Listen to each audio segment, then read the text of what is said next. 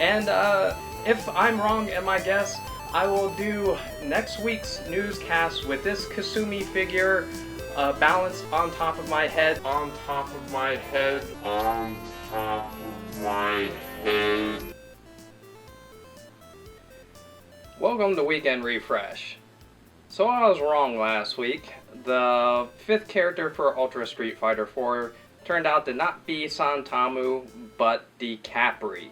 DiCapri is also a Bison doll, but much more of a clone of Cammy. However, she has a few unique moves, like a Yoga Catastrophe based Ultra attack, and a similar teleport slam, kind of like Oni. Considering I was half right by guessing it's a Bison doll, I'm not doing this entire newscast with this ridiculous thing on my head, so you can go yourself. That's better. So, speaking of betting, there's quite a few games betting for your money on Kickstarter this month. I wrote an article highlighting 3 particular games that are either in funding or getting ready to start their funding. Starting off with Axe Princess, which is a busty 8-bit beat-em-up, and Chaos Reborn, which is a new turn-based strategy from the creator of the original XCOM, so that's really cool. And rounding out the 3 is Cosmicoria. You play a naked cosmonaut that flies around and populates different planets while fighting crystal-pooping aliens. So for all 3 of those and an additional Kickstarter that's about to hit Steam as a full retail game, go ahead and check out the article. So you know who else likes to play games? Chimpanzees, apparently. There was a recent study that pitted chimps versus humans in some puzzle-solving games, and the chimps won. They beat out the majority of the children and quite a few adults. So what does this mean for the future of the games industry? Well, maybe a few more banana power-ups and feces-throwing techniques. We'll just have to wait and see. There might have even been more than one chimp at GDC this week. The annual Game Developers Conference was just held, and there's an article on the site about the hot topics coming out of San Francisco. I'm sure the Shenmue Postmortem by Yu Suzuki is covered. Okay, I'm told that's not in the article, but I'm sure the LucasArts Postmortem...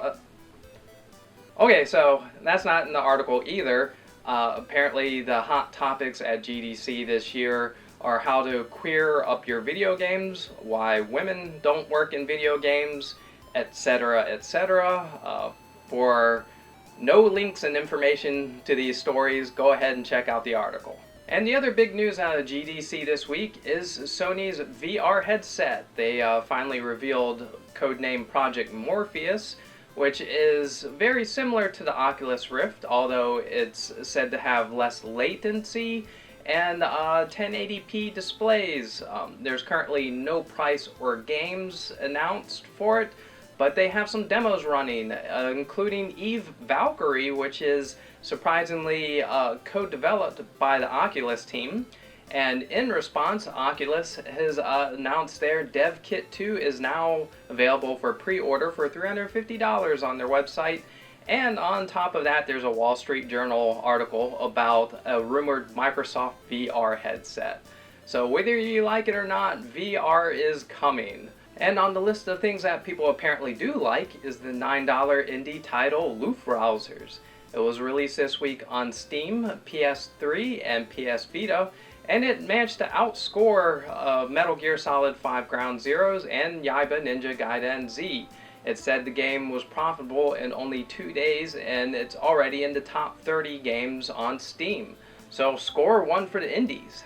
2 weeks ago, there were 3 other highly anticipated titles released together: Towerfall Ascension, Dark Souls 2, and Titanfall. And surprisingly, out of those 3, Titanfall was the lowest scoring game.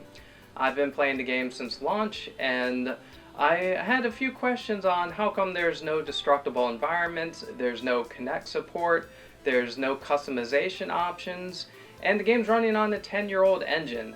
So many questions, in fact, that the article landed up being 1,500 words. It's pretty lengthy, but if you want to know everything there is about Titanfall, it's there for you. And that money I spent on Titanfall would have perhaps been better used in the bank of GameStop.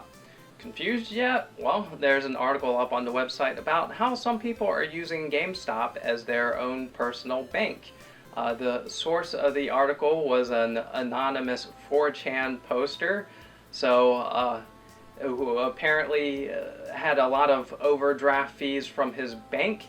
Perhaps not the best person to take banking advice from, but I'm sure he's really good at solving mysteries in the van with a bunch of teenagers and a talking dog.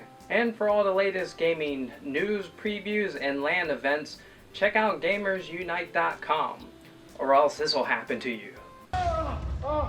Leave me alone.